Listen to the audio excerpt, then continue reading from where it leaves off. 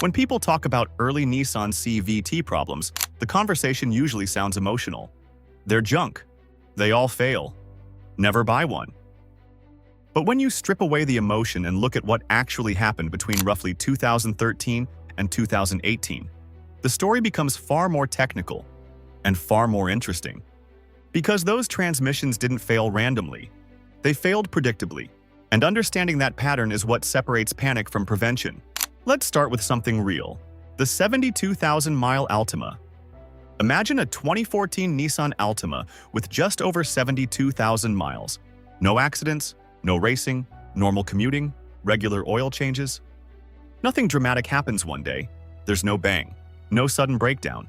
Instead, there's hesitation.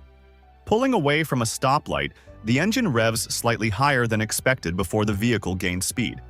It doesn't feel like a traditional gear slip because there are no traditional gears. It feels more like the engine and the road are slightly out of sync. At first, the driver assumes it's just how CVTs behave. Over the next few weeks, small changes become noticeable. Merging onto the highway requires a bit more throttle. The engine sound lingers at higher RPM before settling. Acceleration feels rubbery rather than crisp. Around 75,000 miles, a faint whining noise develops during acceleration, especially once the car is fully warmed up. By 77,000 miles, a subtle shudder appears when cruising steadily around 35 to 40 miles per hour. There are still no warning lights. Nothing catastrophic, just behavior changes. Then at 79,000 miles, after a longer highway drive in warm weather, a transmission overheating message appears briefly before disappearing once the vehicle cools. Within a few thousand miles, the hesitation becomes severe, and by 82,000 miles, the transmission loses forward drive. Replacement estimate, roughly $4,000. Now let's look at a different vehicle, the 80,000-mile Rogue. A 2015 Nissan Rogue driven conservatively by a family, mostly commuting, grocery trips, occasional road travel. Around 68,000 miles, the vehicle begins feeling slightly underpowered on hills. By 73,000 miles, there is a noticeable delay between pressing the accelerator and actual movement. At 76,000 miles, a faint vibration occurs at steady throttle, almost as if the transmission cannot decide which ratio to hold. At 81,000 miles, the transmission overheats during moderate highway driving in normal conditions. Shortly after, it fails. These cases were not isolated. Between 2013 and 2018, Nissan's CVTs, particularly in Altima, Rogue, Sentra, and Pathfinder models, developed a reputation for early failure. But here's the critical point. The design itself wasn't inherently flawed. It was highly sensitive, and sensitivity under real-world stress exposed weaknesses. To understand that, we need to look at how a CVT actually works and why it behaves differently than a traditional automatic transmission. How a CVT actually transfers power. A continuously variable transmission does not use fixed gears. Instead, it relies on two variable diameter pulleys connected by a high-strength steel belt. Hydraulic pressure forces the belt tightly between those pulleys. As the pulleys expand and contract, the effective gear ratio changes smoothly and continuously. There are no gear steps, no first to second shift, just a seamless ratio adjustment. In theory, this design offers real advantages. Smoother acceleration, better fuel economy, less shift shock, engine operation in its most efficient range. However, the entire system depends on three things working in perfect harmony: thermal stability, fluid integrity, hydraulic pressure precision. If any one of those variables drifts even slightly, performance changes. And that's where early Nissan CVTs struggled. Why CVTs are less forgiving than traditional automatics.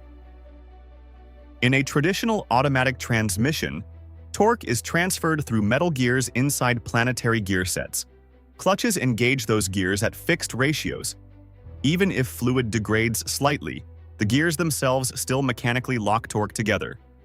There is margin for imperfection. In a CVT, torque is transferred through friction alone. The steel belt must be clamped tightly enough between the pulleys to prevent slip.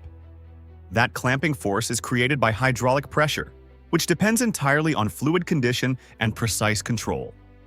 If pressure drops slightly, the belt can experience microscopic slip. Microscopic slip generates heat. Heat changes fluid viscosity. Fluid changes alter pressure. Response timing. And pressure timing instability increases slip further. It becomes a feedback loop. Traditional automatics tolerate slight neglect. Early CVTs tolerated far less. The real culprit: heat accumulation.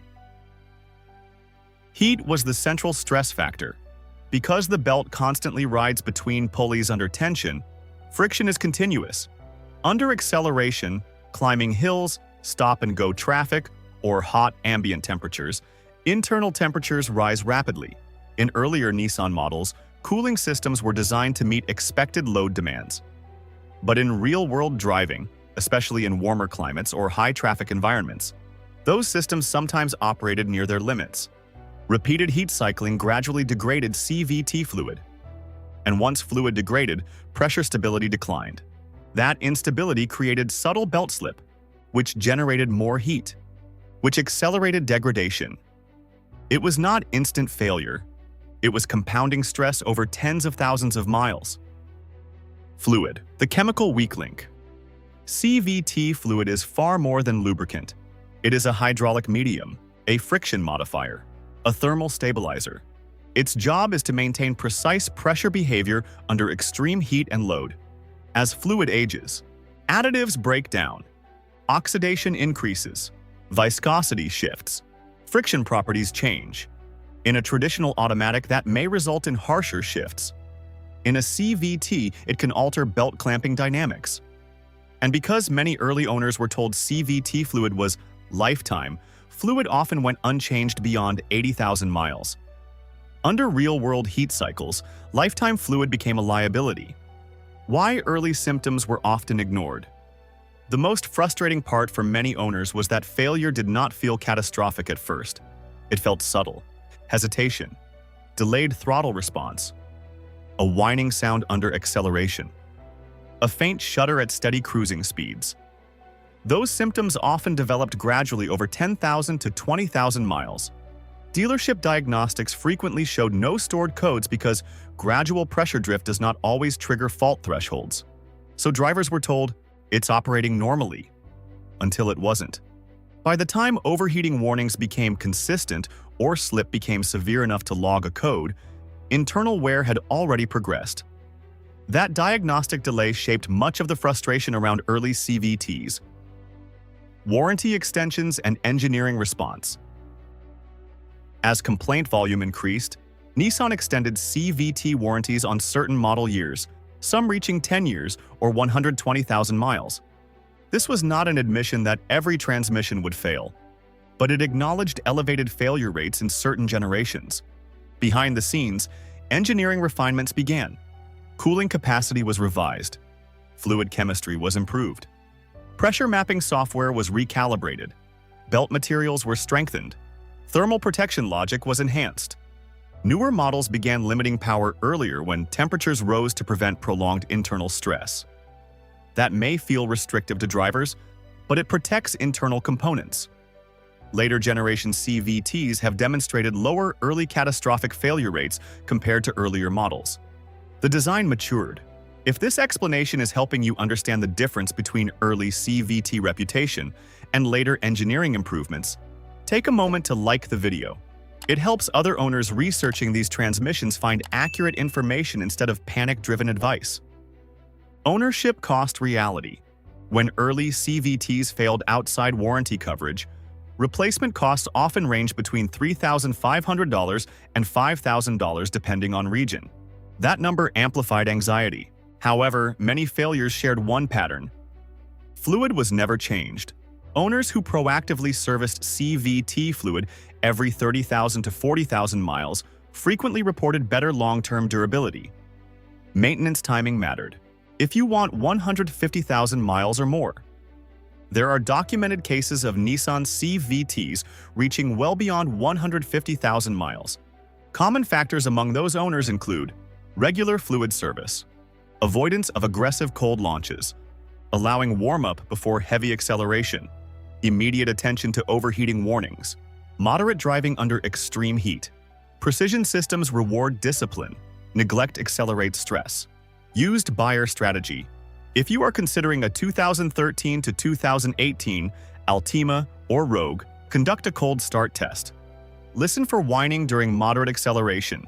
Drive at steady throttle around 35 to 45 miles per hour and feel for shudder. Test incline acceleration. Request documented fluid service history.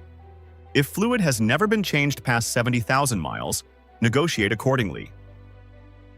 The bigger lesson. The story of early Nissan CVTs is not about defective engineering. It is about tight tolerance systems encountering real-world heat stress and extended fluid intervals. When manufacturers push fuel economy and smoothness, they often reduce mechanical tolerance margins. Early generations were less forgiving. Later generations adapted.